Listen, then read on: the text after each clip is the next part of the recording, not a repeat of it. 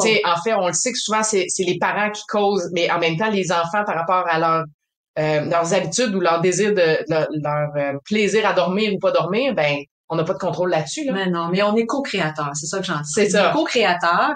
Puis là, ben, si on veut qu'ils développent des bonnes habitudes de sommeil, on a une part de responsabilité, puis c'est ça que tu as découvert en réalité. Vraiment. Tu avais une part de responsabilité que tu pouvais changer la donne Ouais. dans le sommeil de tes filles. Et je l'ai fait et ça a changé ma vie.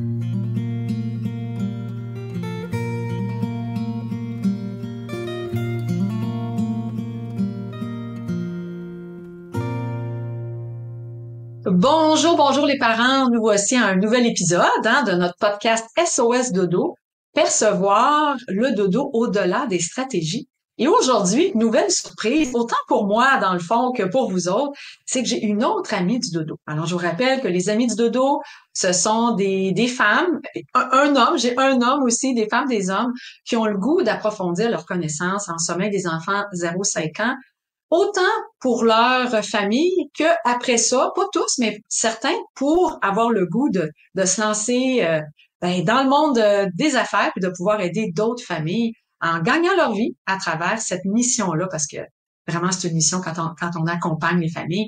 Alors aujourd'hui, je suis avec Anne Renaud. Alors Anne, parle-moi de toi un petit peu. Comment est-ce que tu es arrivée pour devenir une amie du dodo? Donc, bonjour Brigitte. En fait, ben moi, c'est que j'ai eu mes 3 enfants en 17 mois. 3 enfants, Anne, en 17 mois. Et il y a quelque chose qui marche pas.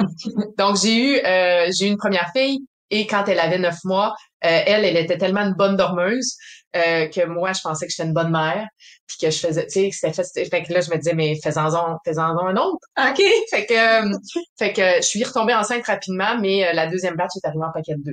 En paquet de 2. Okay. Donc, des jumelles qui sont arrivées. Donc, ayant un enfant comme Frédéric, j'ai pu vivre ma grossesse zenement dans le sens que Frédéric dormait très bien. Et un peu dans l'innocence, on va se le dire. Mais quand les jumelles sont arrivées, elles dormaient pas bien. Fait que là, ça a été très, très difficile. C'était des enfants qui dormaient pas. En fait, c'est des enfants qu'il fallait toujours qu'ils soient dans les bras. Ils étaient pas bien non plus sur le dos. Fait que tout ce qui était auto, poussette, tu sais, ça fonctionnait pas non plus, là. Oh non. Fait que, tu sais, puis là, ben, j'avais 3 bébés parce que Frédéric, elle avait quand même juste 18 mois quand... Fait qu'elle était, ben, quand même, tu sais, était facile à gérer et tout, mais ça reste que pour les dodos, c'était très, très difficile. OK. Fait que, ce qui a fait en sorte, c'est que, ben, aujourd'hui, je faisais pas le travail que je fais aujourd'hui, fait que j'avais pas tous les outils, évidemment. Et à un moment donné, ben, il y a une amie, qui avait des jumeaux aussi, qui m'a invité à aller voir une de tes conférences. Oh, OK. OK. Et puis, je me rappelle quand je suis allée à la conférence, quand je suis sortie, ce que je portais à l'intérieur de moi, c'est je peux jouer un rôle en tant que parent dans le sommeil de mes enfants. Wow. C'est avec ça que je suis ressortie, je m'en rappelle encore. Ça fait combien d'années, hein? Ça fait 14 ans. 14 à peu ans. près. OK, 14 ans.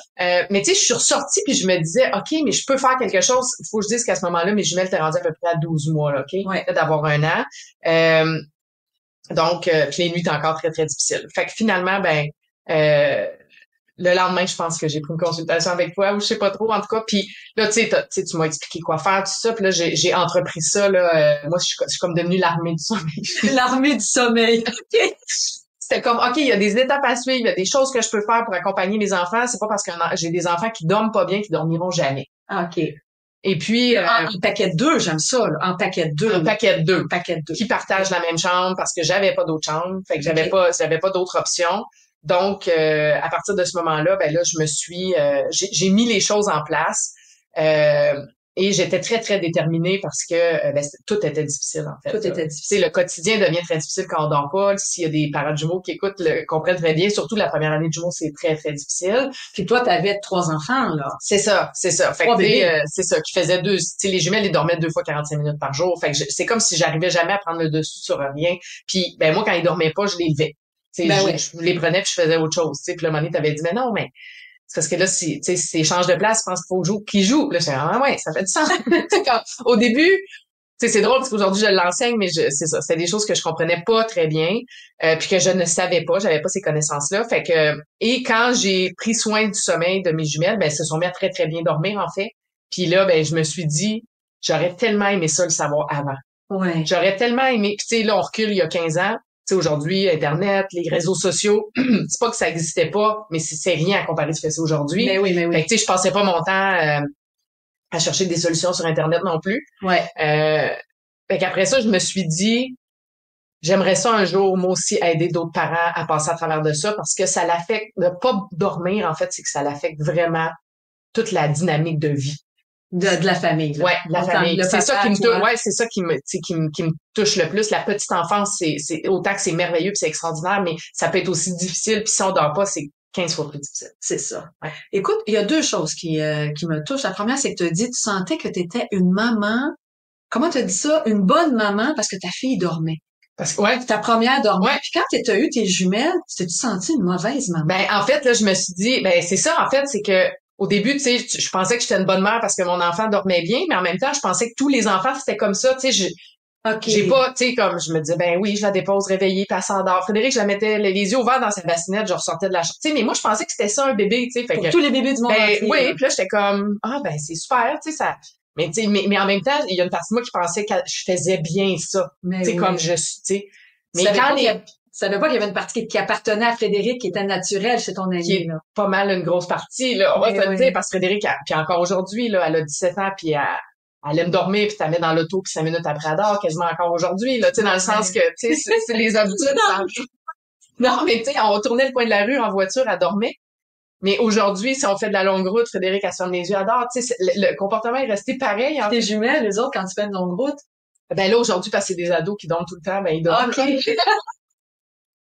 C'est bon. Mais en fait, c'est que, tu sais, je fais souvent des blagues avec ça. Quand je dis les jumelles dormaient pas, puis j'étais plus une bonne mère.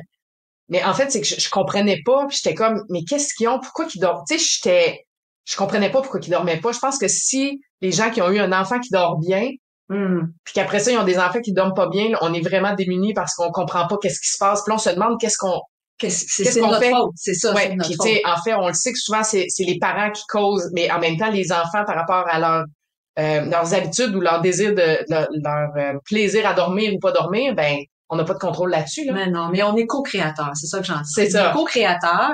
Puis là, ben si on veut qu'ils développent des bonnes habitudes de sommeil, on a une part de responsabilité, puis c'est ça que tu as découvert en réalité. Vraiment. Tu avais une part de responsabilité que tu pouvais changer la donne dans le sommeil de tes filles. Et je l'ai fait et ça l'a changé ma vie. Ça l'a changé ta vie, c'est ça. Puis écoute, peut-être que les gens ne savent pas, mais toi, t'es pas en Europe, là, OK? Parce qu'on a rencontré Marion qui est en Suisse, Lise qui est en France, puis toi, t'es au Québec. Ouais. Non seulement t'es au Québec, mais t'es près de chez moi. Ouais. Puis je me souviens que, parce que faut que je le dise aussi, c'est grâce à toi si la formation des Amis du dodo, a vu le jour parce que t'avais le goût de dire, hey, moi, Brigitte, je veux en savoir plus. J'ai le goût de faire le même travail que toi. Puis je me rappelle, au début, je t'avais dit, ben non, moi, je fais pas ça, hein. Tu t'en souviens? Ben non, moi, je fais pas ça. Moi, je suis sur le plancher, puis j'accompagne les familles. Puis toi, ben, t'as germé l'idée en moi. Puis c'est grâce à toi si j'ai pu faire cette formation-là. Puis t'as été parmi les premières à suivre la formation à l'époque. Ouais. Puis aujourd'hui, tu fais quoi aujourd'hui avec ça, Anne, avec cette formation-là? Ben aujourd'hui, j'accompagne les familles qui d'enfants 0-5 ans pour qui le sommeil est un défi. Fait que dans le fond, je fais de la consultation soit téléphonique, je travaille beaucoup en visioconférence, je dirais la majorité des gens. Fait que toi, on te voit la binette, là. Ouais. On te voit la binette. Ouais. Okay. Et puis, ben, je fais de l'accompagnement aussi, là, à domicile. Puis je donne aussi des conférences, des fois des ateliers aussi, là, sur le sommeil. Puis t'as-tu beaucoup de parents de jumeaux dans ta clientèle? J'ai beaucoup de parents de jumeaux. Puis ben c'est ça, il y a certains groupes sur les réseaux sociaux pour les parents de jumeaux. C'est sûr que le fait que je suis parent de jumeaux, ben ça met en confiance, les gens se sentent entendus et compris parce que quand on a des jumeaux, on sent souvent que les gens ne comprennent pas nécessairement notre dynamique. Puis là, les gens donnent des conseils, mais on est comme ouais, mais tu sais, j'en ai deux en même temps, je fais quoi? C'est ça. Fait que je pense que les familles que j'accompagne, c'est un plus de savoir que j'en ai. C'est ça. Pour eux, ouais. Puis là, t'as accompagné plein de familles. Qu'est-ce que tu pourrais dire aux parents de jumeaux, de par ton expérience parentale, de par les accompagnements que tu as fait? Tu sais, tu dis, je leur aimerais tellement savoir ça d'avance avant d'avoir des jumeaux. Qu'est-ce que tu pourrais dire à ces parents-là aujourd'hui? En matière de sommeil tout le temps. En matière de sommeil. En fait, c'est que c'est pas parce qu'on a un enfant qui dort pas bien qu'il dormira jamais. Okay. Ou des enfants. OK. Parce que dans les jumeaux, ça arrive de temps en temps qu'il y en a un qui dort mieux que l'autre. Des fois, les deux dorment pas bien. Les deux dorment pas bien. Mais on se sent très démunis par rapport à ça. Puis les gens aussi, le fait qu'ils partagent souvent, tu sais, qu'ils sont dans la même chambre. Ouais. Il y en a qui se posent beaucoup la question, mais de se dire, est-ce que c'est possible d'avoir des jumeaux qui dorment dans la même chambre et qui dorment bien? Est-ce qu'on n'a pas d'autre espace dans la maison? La réponse c'est oui. OK, la réponse c'est oui. La réponse c'est oui. C'est des solutions, il y en a tout le temps. Puis il y a une croyance très répandue, là, OK, qui dit que les jumeaux se dérangent. On n'a pas le choix, faut les séparer. Qu'est-ce que tu en penses de cette phrase-là, de cette croyance-là? Parce que moi, je sais que c'est une croyance. Oui. En fait, c'est la plus grande phobie de tous les parents de jumeaux. Ouais, la plus grande phobie. Puis je le dis à toutes les semaines, là. Okay. Quand je parle à mes clients, puis encore hier, tu sais, mais là, il serait... Oui, c'est vrai qu'ils se dérangent. Des fois, ils se dérangent, puis des fois, ils se dérangent pas parce que, tous les parents de jumeaux ont été témoins de rentrer dans une chambre, puis il y en a un qui hurle, qui est très désorganisé, puis l'autre, il dort, là. Il dort. Fait que les parents, quand je dis ça, sont comme, ah oui, c'est vrai. Mais c'est vrai que des fois aussi, ils se dérangent. Mais si on les accompagne de façon adéquate, on met des choses en place, c'est très court comme période, le moment où est-ce qu'ils vont se déranger parce qu'ils sont habitués d'être ensemble. Ils ont toujours été ensemble, ils ont toujours vécu ensemble. Puis à un moment donné, oui, ils peuvent bien dormir, même s'ils sont dans la même chambre, puis ils se dérangeront plus. OK. Fait que là, dans le fond, il y a de l'espoir, là. 100%. 100%. Okay. C'est ça. Fait que cette croyance-là de penser qu'ils ne font que se déranger, est pas réelle. Non, puis le fait qu'on pense qu'on a cette croyance-là, en fait, c'est que ça nous fait faire beaucoup d'interventions qui ne font, je veux pas dire aggraver le problème, mais des fois, oui. OK. Fait que ça vient teinter nos lunettes. On a tellement peur que l'un dérange l'autre que nos interventions sont pas toujours adéquates. C'est ça. Et ça vient... je sais pas quel mot t'as dit, mais ça vient comme aggraver la situation, qui fait que là, tu te trouves avec deux bébés, puis il y en a peut-être un des deux qui pourrait dormir un petit peu plus, puis là, t'en as deux qui dorment pas bien, parce qu'ils ont du plaisir à avoir des connexions avec papa, maman. Oui. Très souvent. Souvent, nos interventions vont être très précipitées. OK. Puis le fait qu'on se précipite, c'est cette grande peur-là qu'un réveille l'autre. OK. Tu sais, je sais pas combien de parents de jumeaux qui vont dire, un bébé qui pleure, c'est mieux que deux. Ouais, c'est ça. Fait que là, tu sais, c'est comme, on veut tellement pas, fait qu'on intervient vite, mais en intervenant vite, des fois, on permet pas, dans le micro-éveil qui est très court, juste que l'enfant se rendorme, en fait. C'est ça. Parce qu'on répond très vite parce qu'on veut pas que ça dérange l'autre. Exact. Qui est dans la même pièce, qui est pas dans la chambre à côté. Exact. Quand les bébés viennent au monde, les jumeaux, on dit que c'est préférable de les faire dormir dans le même lit. C'est-tu quelque chose que tu as fait, toi? Puisque c'est quelque chose que tu vois? C'est quelque chose que j'ai fait. Moi, ils sont nés un petit peu à l'avance. On a passé Ils sont nés au monde à combien de semaines, tes jumeaux? Juste une journée avant 35 semaines, donc 34 et 6-7. OK. Et puis, on est resté peut-être 11 jours à l'hôpital. Il était dans des espaces séparés, mais des fois, il est collé. Puis quand on est arrivé à la maison, nous, on a choisi de les mettre ensemble au départ, dans la même bassinette. OK. Comment tu fais ça? Ils sont face à face? En fait, non, on les avait mis, tu sais, dans le fond, sur le sens de la largeur, côte à côte. OK. Côte à côte, mais face à face. Coucher la tête. En fait, on les avait pas mis tête vis-à-vis tête, là. C'était comme, dans le fond, il aurait pu se prendre la main. OK, il aurait pu se prendre la main. Côte à côte. OK, côte à côte. Mais là, il était si petite et il y avait en masse de place à mettre la distance. Ouais. Mais ce qu'à un moment donné, ça dépend des enfants, mais on réalise, c'est que, par la force des choses, ils finissent tout le temps collés. Fait qu'on les quittait côte à côte, puis là, ils dormaient, puis quand on retournait, là, il y avait les deux têtes collées. Ils se touchaient d'une façon ou d'une autre. C'est ça. Fait que, tu sais, c'est correct tant qu'ils se dérangent pas, mais à un moment donné, là, c'est que des avoir dans la même bassinette, là, c'est, elle m'accroche avec son bras, puis là, c'est là que c'est dangereux, oui, qu'ils se dérangent, parce que là, ils bougent, là. C'est OK, ça. Puis là, faut les séparer. Combien de temps je sais pas si tu te rappelles, ça fait quand même assez longtemps, combien de temps, à peu près, qu'on les laisse ensemble? Dans le fond, on fait ça pour les permettre de s'adapter à leur nouvelle vie extra-utérine, là? Ouais, c'est ça. J'aurais envie de dire peut-être, c'est loin, hein?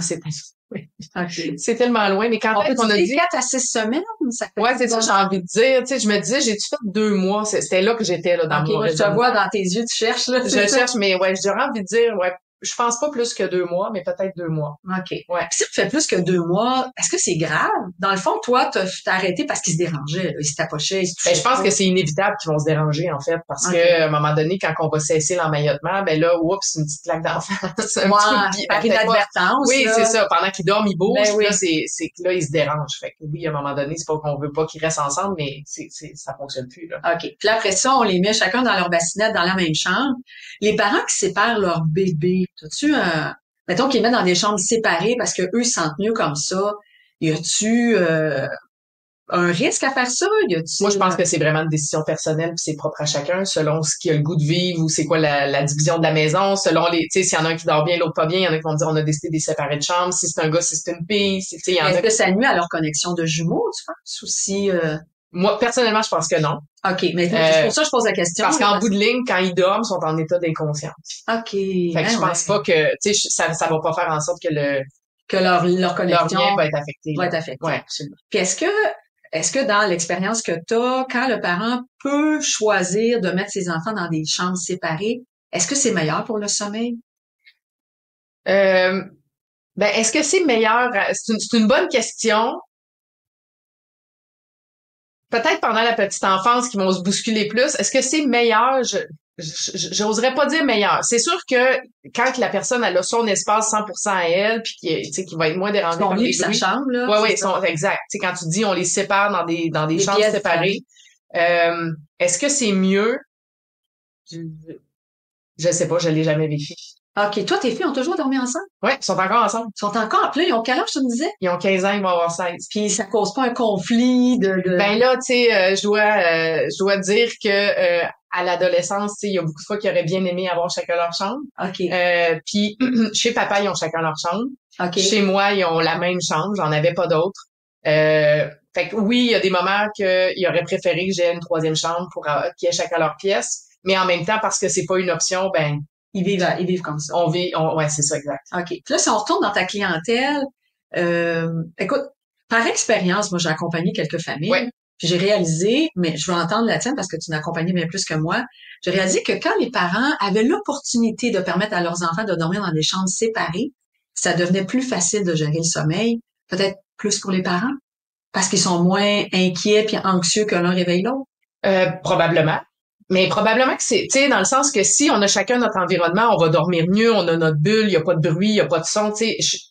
Peut-être que c'est plus facile pour le sommeil, mais en même temps, il y a tellement de familles pour qui cette réalité-là n'existe pas, que je veux pas que les gens se disent ah ben là moi ils dormiront pas bien parce que c'est ça. OK, c'est important de le nommer. Parce qu'ils ont pas, tu sais moi quand même j'aurais voulu les séparer là, je pouvais pas. OK, t'avais pas l'espace pour ça. C'est ça. Puis je suis parce qu'ils sont encore dans la même chambre aujourd'hui, puis je dis pas qu'il y aura pas de zone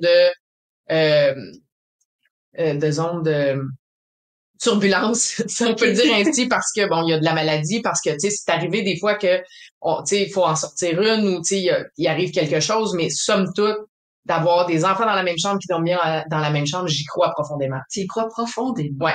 Wow. Ouais. Et ça, là, il y a des familles qui t'écoutent, là, puis ceux qui ont des larmes qui coulent présentement. De savoir que c'est profondément possible de voir ses deux enfants dormir dans la même pièce. Je pense qu'il faut avoir confiance, puis il faut avoir de la flexibilité dans le sens que ça veut pas dire que ça va être 100% tout le temps parfait, mais qu'à un moment donné, s'il y a un défi, ben oui, ça se peut qu'il faut en sortir une, que ça soit pour de la maladie, que ça soit pour un défi avec le comportement au coucher ou peu importe.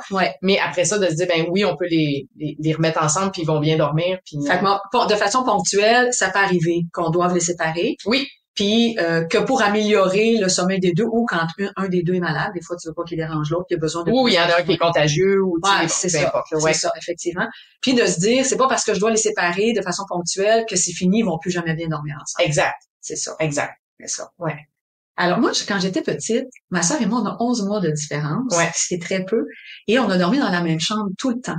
Et j'étais la meilleure dormeuse, fait que j'étais dans ma bulle, puis elle essayait de me déranger, puis on est dans des lits superposés, puis là, elle me parlait, puis moi des fois je tombais endormie. En bonne solitaire. En bonne solitaire, je tombais endormie pareil.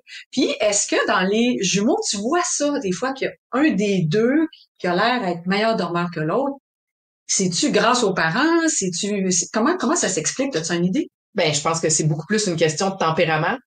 Puis des fois, la séparation, elle est marquée, mais des fois, elle l'est pas tant que ça. Quand tu dis la séparation, c'est que la nuance, la différence entre les deux. entre les deux. C'est ça. Oui, merci de m'avoir repris, j'ai mal dit, mais c'est ça, c'est la différence entre mettons le relationnel et le solitaire des deux. Tu sais, comme toi, c'était très marqué. Tu sais, toi, t'étais très dans ta bulle, puis là, elle essayait on n'est pas des jumelles non plus, là. C'est ça. Elle essayait beaucoup de se relationner. Fait que des fois, cette différence-là, elle est plus marquée que d'autres. C'était quoi ta question? Ben, c'est ça. S'il y avait des fois un meilleur dormeur que l'autre, alors tu peux voir des fois, puis tu dis, c'est marqué à cause du tempérament. Ouais. Puis il y a des fois aussi, mettons, un 80-20, tu vas dire, hey, c'est 80% plus un tempérament solitaire, il est bien dans sa bulle. Ouais. L'autre, un tempérament relationnel. Tu vas le voir, mais des fois, c'est du 40-60, c'est ça que tu dis. C'est ça. Puis des fois, c'est aussi, tu sais, ceux-là qui... Tu sais, moi, je me rappelle à un moment donné, tu m'avais dit, c'est qui ta meilleure dormeur? Puis j'étais comme, mais il se passe la POC tout le temps. Il se passe j'ai pas, tu sais, j'ai jamais été capable de dire, ah oui, Olivia, c'est une bonne dormeuse, Gabrielle, elle dort moins bien, tu sais. Puis aujourd'hui, je le vois avec ma clientèle, c'est comme quand je pose cette question-là, des fois, ils sont capables de me répondre, ah, avec telle, c'est plus facile. Mais chez certains couples de jumeaux, c'est comme, ben, des fois, c'est elle, mais des fois, c'est l'autre. C'est ça. Fait que ça arrive, ça, qui se passe la POC. C'est tellement bien nommé, là. C'est ça. Moi, je dis qu'avant 12 mois, il se passe tellement la POC, là, que tu peux pas savoir. Puis il y a des fois où tu as raison, il y a une tangente qui est là. Ouais. Ce que j'aimerais ça savoir si tu as déjà vécu ça, c'est que dans ma clientèle, ça m'est arrivé d'avoir un duo plus relationnel puis un duo plus solitaire. Donc, les deux sont quasiment des bons dormeurs. Ça m'est arrivé une fois, ça. OK. En 48 heures, les deux dormaient bien. J'en ai jamais vu ça. T'as-tu déjà eu ça, des duos solitaires, des duos relationnels? Oui, ben, qui dorment, oui. Ben, des fois, dans les histoires de jumeaux, ça me fascine tout le temps parce que, quand je reparle aux parents, ben des fois, tu sais, dépendamment de la situation, il y en a que ça s'étire, mais tu sais, il y en a que ils vont mettre une stratégie en place, puis là, après 3 nuits, ils dorment super bien, puis là, t'es comme, ils sont deux dans la même chambre. Les chances que ça arrive, tu sais. Ouais. Puis tu sais, puis ça n'a pas été facile la première nuit, on va se le dire.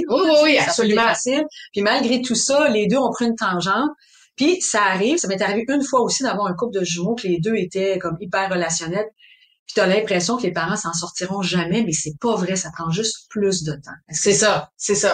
Puis dans le fond, c'est que c'est que souvent nous, notre perception, c'est que soit ils dorment pas bien. Tu sais, il y a toutes nos peurs puis nos craintes qu'on amène dans la situation qui fait en sorte que qu'on a peur qu'ils dorment pas. Puis tu sais, les gens qui vivent cette expérience-là, ben tu le sais parce que tu le vis sûrement avec ta clientèle, mais tu sais, les gens sont comme c'est comme de la magie. Ouais. Là, t'es comme, non, c'est juste parce que là, on intervient au bon moment. C'est ça. C'est tellement important de le nommer. Il n'y a pas de magie dans le sommeil. Il n'y a pas de magie, mais c'est là que les gens sont surpris. Mais c'est tant qu'on retire la confusion de nos interventions, tu sais, des fois, je dis, dans le fond, les bébés sont juste confus. Mais oui. Mais quand on ramène de la cohérence, ben là, ils comprennent. Comme ça. Mais pas avec leur tête, avec leur corps, leurs sentiments, leurs sensations. Exact. C'est ça. Avec nos actions, ils finissent par saisir. Exact. Écoute, moi, je t'écoute parler, là, puis ce que je retiens de ce que j'entends, c'est un message d'espoir. Oui, 100%. Un message d'espoir que quand tu as des jumeaux, t'en as deux en même temps, c'est une dynamique qui est pas saisie par la majorité des autres familles parce qu'on connaît pas ça. Ouais. Même si tu as 3 enfants, c'est pas l'équivalent d'avoir un couple de jumeaux, je me trompe pas, hein. Ah non, puis tu sais, je me comparerais jamais de maman triplée non plus. Ah non, OK, jamais. Tu as eu 3 enfants, Jamais. Ça, c'est comme quand t'as des jumeaux, je pense que c'est l'espèce de pire chose. C'est comme les gens qui disent, ah oui, moi, j'en ai eu 2 collègues. On est comme, non. Tu comprends pas. Non. C'est pas pareil comme des jumeaux. Non. Puis c'est pour ça que, ouais. Puis toi, t'as eu Frédéric, elle avait 18 mois quand t'as eu tes jumelles. Et tu ne peux pas te dire, ben moi, je comprends les mamans de triplés. Non, je dirais jamais ça. T'en as-tu accompagné des mamans de triplés? Oui. Puis écoute, parle-en un peu, là, qu'est-ce qui arrive avec 3 bébés? Ben, il y a pas longtemps, en fait, puis tu sais, c'est ça, j'ai tellement été impressionnonnée. Quel âge qu'il y avait, là, tes triplés? Il y avait, je dirais qu'il y avait en bas de 6 mois. Puis là, je pense que c'est ça. C'était 4 ou 6 mois. Et puis, tu sais, toute la structure, l'organisation, j'ai posé beaucoup de questions, mais... C'était la première grossesse de la maman? Ouais. OK. Puis, ben là, c'est ça, les bébés étaient encore dans leur chambre. Fait que là, il y avait tout ça. Tu sais, là, t'imagines la gang de 5 et tout. Mais dans ce qu'elle avait réussi à mettre en place, je me disais, tabarouette, il y en a qui, tu sais, ils ont réussi à l'âge qu'ils avaient, qui dormaient relativement bien pour les 3. J'étais impressionnée. Ou est-ce que des fois, on a un, puis c'est difficile, là, ouais, c'est ça. Puis en même temps, ben, elle a dit, je vais être très honnête, des fois, je peux pas répondre parce que j'ai déjà les bras très pleins. C'est ça. Fait qu'elle dit, je suis occupée à faire autre chose. Fait que l'espèce de... Elle peut pas répondre aux pleurs de son bébé. Exact. Qui est pas en détresse nécessairement, mais qui aurait aimé ça, lui aussi, avoir une connexion avec maman. C'est ça. Okay. C'est ça. Puis, il va avoir développé d'une certaine façon l'auto-apaisement malgré lui, ce bébé-là, parce que maman était trop occupée. Ouais. Mais ça faisait en sorte que finalement, la façon que c'était géré, elle s'en sortait relativement bien. Puis elle en avait 3, j'étais complètement fascinée. Ah, wow. Ouais. Puis est-ce qu'elle a du soutien de quelqu'un d'autre? Oui, elle avait du soutien. Là, c'est vague, je me rappelle pas de tous les détails. OK. Mais en termes de où est-ce qu'elle était rendue avec 3, je me disais, mais tu sais, dans le fond, elle dit, moi, je voudrais peaufiner ça, mais tu sais, je trouvais que c'était impressionnant. Qu'est-ce que t'as... Puis là, je te pose des questions, peut-être que tu t'en rappelles pas parce que ça fait un petit bout de temps, mais cette maman-là, qu'est-ce qu'elle avait faisant en sorte qu'elle arrivait à faire ça? Parce que, selon moi, il y a une part du parent qui vient faciliter le processus, là. Ouais, elle était... je la sentais, tu sais, comme elle faisait partie de la solution. Elle faisait confiance aussi. OK. Tu sais, de se dire... Elle se tapait pas sa tête si ça marchait pas bien. Non, elle était pas là-dedans du tout, là. Tu sais, elle était comme, tu sais, là, j'ai fait ça, puis tu sais, puis elle avait une certaine curiosité de voir comment elle pouvait améliorer les choses, mais c'était comme, elle était très dans l'acceptation de sa réalité. Wow. Tu sais, puis de se dire, voici ma situation, puis là, c'est de trouver qu'est-ce qu'on va faire avec notre situation dès maintenant, c'est ça. Puis il y avait une certaine confiance aussi, je dirais, par rapport à...